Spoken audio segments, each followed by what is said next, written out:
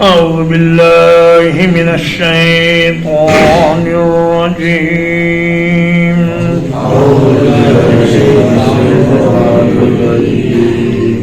يوم يجمعكم ليوم الجمع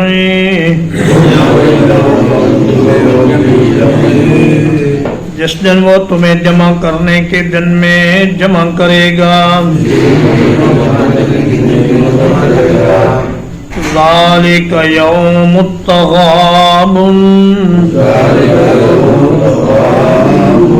یہی ہار جیت کا دن ہوگا ومن یؤمن باللہ ویعمل صالحا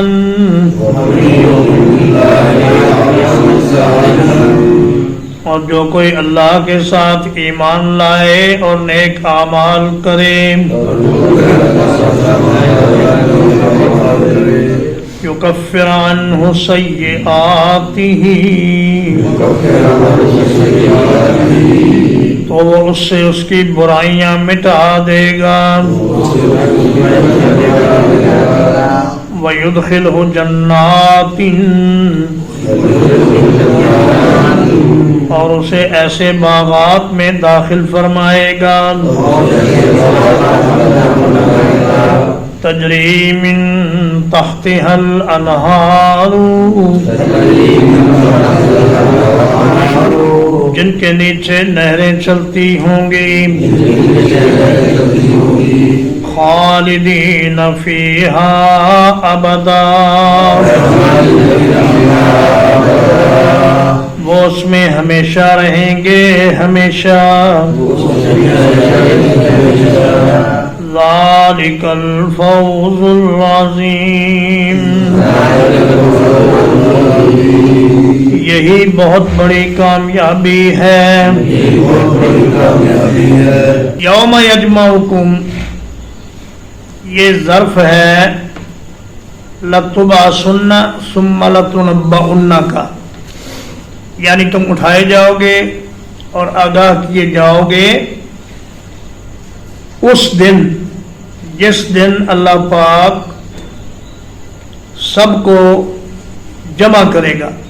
یوم الجمع اس لیے فرمایا کہ اس میں دنیا کے پہلے انسان سے لے کر قیامت کے قائم ہونے تک آخری انسان سب کو جمع کیا جائے گا۔ آپ اندازہ لگائیں کہ ایک وقت میں دنیا میں 7 ارب لوگ رہتے ہیں اور 100 سال کے بعد یہ 7 ارب نہیں ہوں گے، نئے 7 ارب آ جائیں گے، اور قیامت تک کتنی صدیاں گزریں گی یہ اللہ کے علم میں ہے۔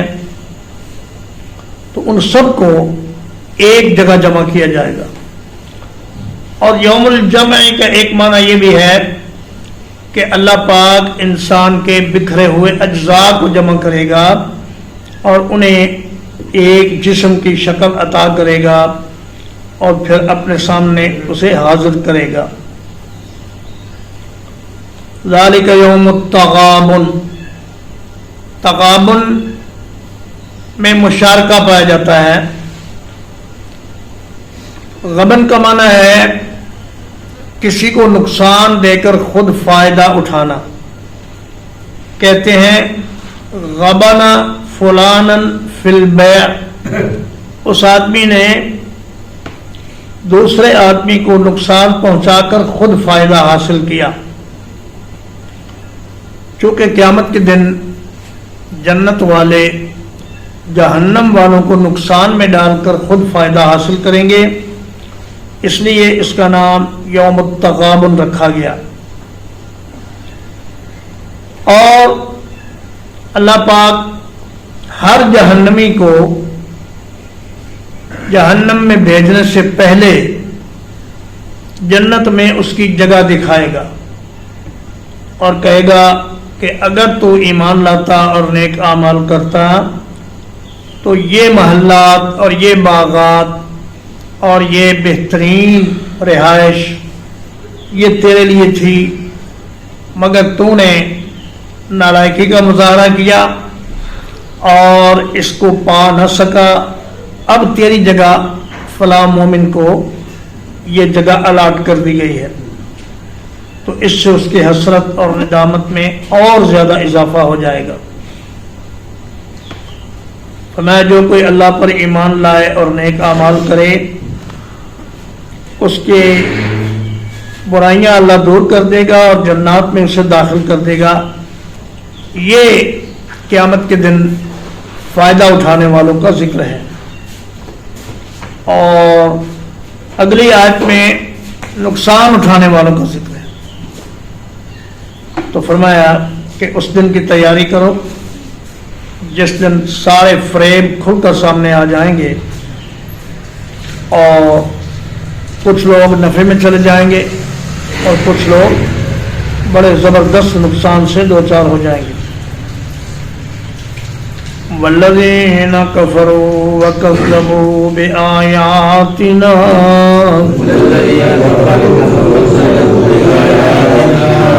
اور وہ لوگ جنہوں نے انکار کیا اور ہماری آیتوں کو جھٹلا دیا،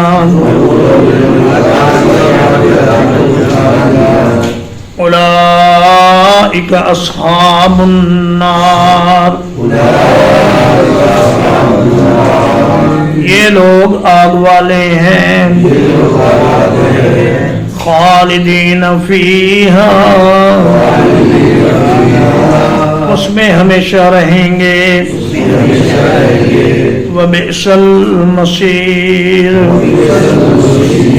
اور بری ہے جگہ لوٹ کر جانے کی۔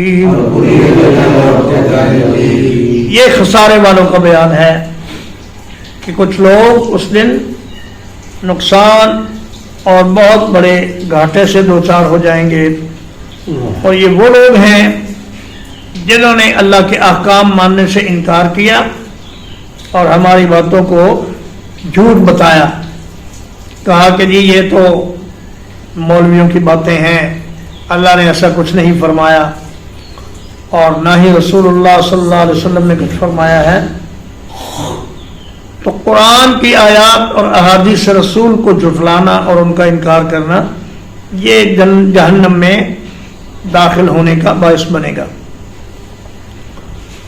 ما اصاب من مصیبت، کوئی مصیبت نہیں پہنچتی، الا باذن اللہ، مگر اللہ تعالی کے حکم کے ساتھ۔ وَمَن يُؤْمِن بِاللَّهِ يَهْدِ قَلْبَهُ،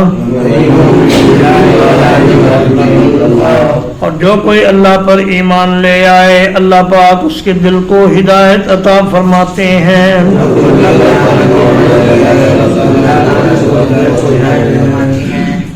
واللہ بکل شیء علیم،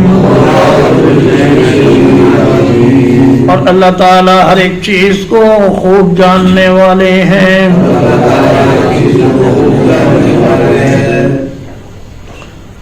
ما اصاب من مصیبت کا مفعول محذوف ہے، یعنی ما اصابکم او ما اصاب احدا من مصیبت الا باذن اللہ، کہ تمہیں یا کسی کو بھی کوئی مصیبت اللہ کے حکم کے بغیر نہیں پہنچتی۔ اللہ پاک نے اس مصیبت کے پیدا ہونے سے پہلے، بلکہ انسان کے پیدا ہونے سے پہلے اور زمین و آسمان کے پیدا ہونے سے 50,000 سال پہلے ایک کتاب میں ہر آنے والی مصیبت اور راحت کے حالات لکھ دیے ہیں۔ اس لیے مومن کا یہ کام ہے کہ اگر اسے دین پر چلتے ہوئے کوئی مصیبت آ جائے، مثلا وہ زخمی ہو جائے، گرفتار ہو جائے، یا پھر اس کو ذہنی اور مالی اور جسمانی قربانی دینی پڑے، تو اس پر پریشان نہ ہو، بلکہ یہ سمجھے کہ یہ اللہ تعالیٰ کا ایک طے شدہ منصوبہ ہے اور اسی کے مطابق ہی یہ مصیبت میرے اوپر آئی ہے۔ اگر کوئی آدمی بیمار ہو جائے یا ایکسیڈنٹ میں اس کی ایک ٹانگ کٹ جائے یا بازو ٹوٹ جائے یا آنکھ ضائع ہو جائے تو اس پر وہ جزا فضا نہ کرے، مایوس نہ ہو، پریشان نہ ہو، بلکہ یہ سمجھے کہ یہ مصیبت اللہ پاک نے تقدیر میں میرے لیے لکھ رکھی تھی، اب مجھے اس پر صبر کرنا ہے اور راضی برضا رہنا ہے۔ مرضی مولا ازہم اولا، اللہ پاک کی جو مرضی ہے اسی پر ایک مومن آدمی راضی رہتا ہے۔ فرمایا وَمَن يُؤْمِن بِاللَّهِ يَهْدِ قَلْبَهُ، امام طبری نے اپنی تفسیر میں علی بن ابی طلحہ کی معتبر سند کے ساتھ حضرت عبداللہ ابن عباس رضی اللہ تعالیٰ عنہما کا تفسیری قول اس آیت کے لیے نقل فرمایا ہے۔ فرمایا وَمَن يُؤْمِن بِاللَّهِ يَهْدِ قَلْبَهُ، یعنی یَهْدِ قَلْبَهُ لِلْيَقِین، کہ اللہ پاک اپنے ایمان والے بندے کو یقین کی دولت عطا فرماتا ہے۔ لِيَعْلَمَ أَنَّمَا أَصَابَهُ لَمْ يَكُنْ لِيُخْطِئَهُ، تاکہ وہ جان لے کہ جو مصیبت اسے آئی ہے یہ کسی صورت میں ٹلنے والی نہیں تھی۔ وَمَا أَخْطَأَهُ لَمْ يَكُنْ لِيُصِيبَهُ، اور جو چیز اس پر نہیں آئی، جو مصیبت، تو وہ اس پر آ ہی نہیں سکتی تھی، یہ اللہ کا فیصلہ تھا۔ نبی کریم صلی اللہ علیہ وسلم نے فرمایا، حضرت صہیب رضی اللہ تعالیٰ عنہ راوی ہیں کہ اللہ کے رسول صلی اللہ علیہ وسلم نے فرمایا عجبا لامر المؤمن ان امرہ کلہ خیر ولیس ذاک لأحد الا للمؤمن۔ فرمایا مومن کا معاملہ بڑا عجیب ہے، اس کا سارا معاملہ ہی خیر اور بھلائی پہ مبنی ہے، اور یہ نعمت مومن کے سوا کسی کو حاصل نہیں۔ ان اصابتہ سراء شکر فکان خیر اللہ، اگر اسے کوئی خوشی پہنچتی ہے تو وہ اس میں شکر کرتا ہے تو یہ بھی اس کے لیے بہتر ہے۔ وَإِنْ أَصَابَتْهُ ضَرَّاءُ صَبَرَ فَكَانَ خَيْرًا لَهُ، اور اگر اسے کوئی تکلیف پہنچتی ہے تو اس پر صبر سے کام لیتا ہے اور یہ بھی اس کے حق میں بہتر ہو جاتا ہے۔ یعنی خوشی پہنچے یا غم، مومن ہر حال میں خوش رہتا ہے اور اللہ کی ذات پر اس کا بھروسہ اور اطمینان رہتا ہے۔ وَأَطِيعُوا اللَّهَ وَأَطِيعُوا الرَّسُولَ، اور اطاعت کرو اللہ کی اور اطاعت کرو اس کے رسول کی۔ فَإِن تَوَلَّيْتُمْ، پھر اگر تم پھر جاؤ، فَإِنَّمَا عَلَىٰ رَسُولِنَا الْبَلَاغُ الْمُبِينُ،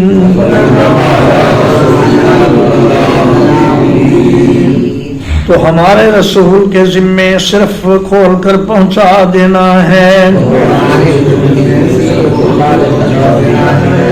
اللہ لا الہ الا ہو، اللہ وہ ہے جس کے سوا کوئی معبود برحق نہیں ہے۔ وَعَلَى اللَّهِ فَلْيَتَوَكَّلِ الْمُؤْمِنُونَ،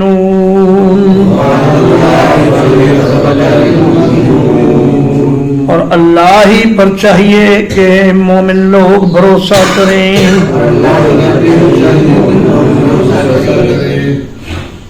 فرمایا وَأَطِيعُوا اللَّهَ وَأَطِيعُوا الرَّسُولَ، اللہ کے ساتھ اطیعوا کا لفظ لایا گیا اور پھر رسول کے ساتھ دوبارہ اطیعوا کا لفظ اس لیے لایا گیا ہے کہ جس طرح اللہ کی اطاعت ایک مستقل فرض ہے، اسی طرح رسول اللہ صلی اللہ علیہ وسلم کی اطاعت بھی ایک مستقل فریضہ ہے، اور اللہ کے نبی صلی اللہ علیہ وسلم کی ہر بات قانون ہے اور ہر بات کوئی اس قابل ہے کہ اس پر عمل کیا جائے. تو وہ لوگ جو کہتے ہیں ہمیں قرآن کافی ہے، ان کی آنکھیں کھولنے کے لیے اس قسم کی آیات کافی ہیں کہ اللہ تبارک و تعالیٰ کی اطاعت اور اللہ کے رسول کی اطاعت دونوں ضروری ہیں.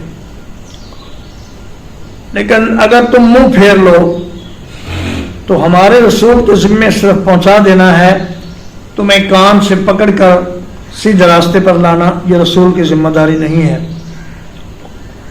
اور فرمایا کہ اللہ ایسا معبود ہے کہ اس کے سوا کوئی سچا معبود نہیں، تو اسی کی عبادت کرو، توحید پر عمل پیرا رہو اور اللہ پر توکل رکھو، کیونکہ توکل بھی عبادت ہے. اور اگر کوئی شخص اللہ پر بھروسے کی نعمت سے محروم ہے تو پھر وہ ہمیشہ پریشان ہی رہتا ہے، اس کی زندگی میں کبھی اطمینان نہیں آتا. ترجمہ ایک بات ہے، یوم یجمعکم لیوم الجمع،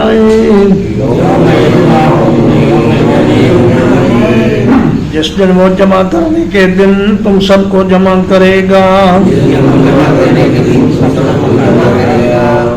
ذالک یوم التغابن، یہی ہار جیت کا دن ہے. وَمَن يُؤْمِن بِاللَّهِ وَيَعْمَلْ صَالِحًا، اور جو کوئی اللہ پر ایمان لائے اور نیک اعمال کرے، یکفر عنہ سیئاتہ، اللہ پاک اس سے اس کی برائیاں دور کر دے گا.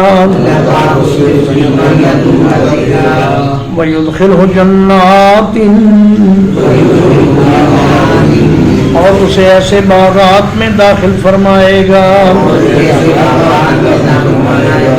تجری من تحتها الانہار، جن کے نیچے سے نہریں چلتی ہوں گی. خالدین فیہا ابدا، وہ اس میں ہمیشہ ہمیشہ رہیں گے. ذالک الفوز العظیم، یہی بہت بڑی کامیابی ہے.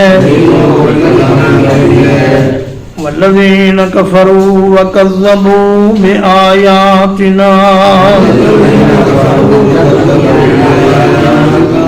اور وہ لوگ جنہوں نے انکار کیا اور ہماری باتوں کو جھوٹ بتلایا. اولئک اصحاب النار،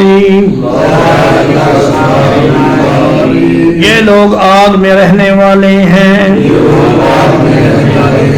خالدین فیہا، وہ اس میں ہمیشہ رہیں گے. وبئس المصیر، اور نہایت بری جگہ ہے لوٹ کر جانے کی. ما اصاب من مصیبت،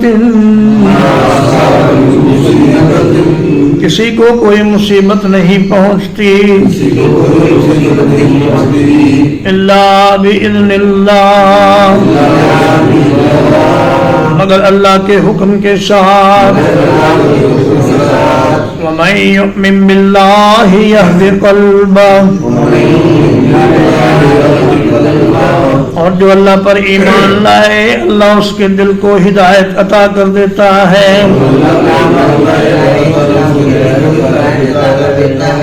واللہ بکل شیء علیم،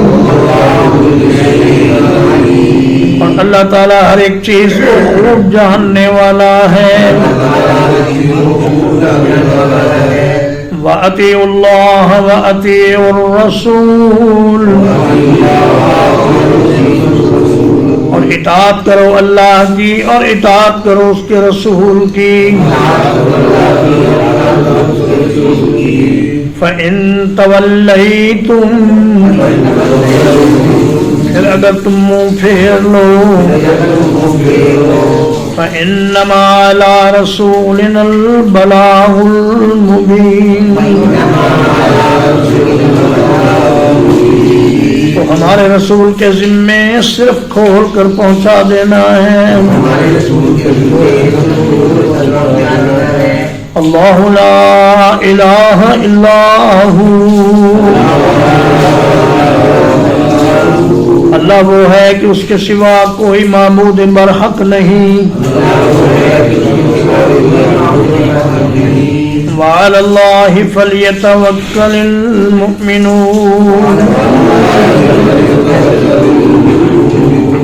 اور اللہ ہی پر مومنوں کو بھروسہ کرنا چاہیے. وصلی اللہ علی نبینا محمد وآلہ وصحبہ اجمعین.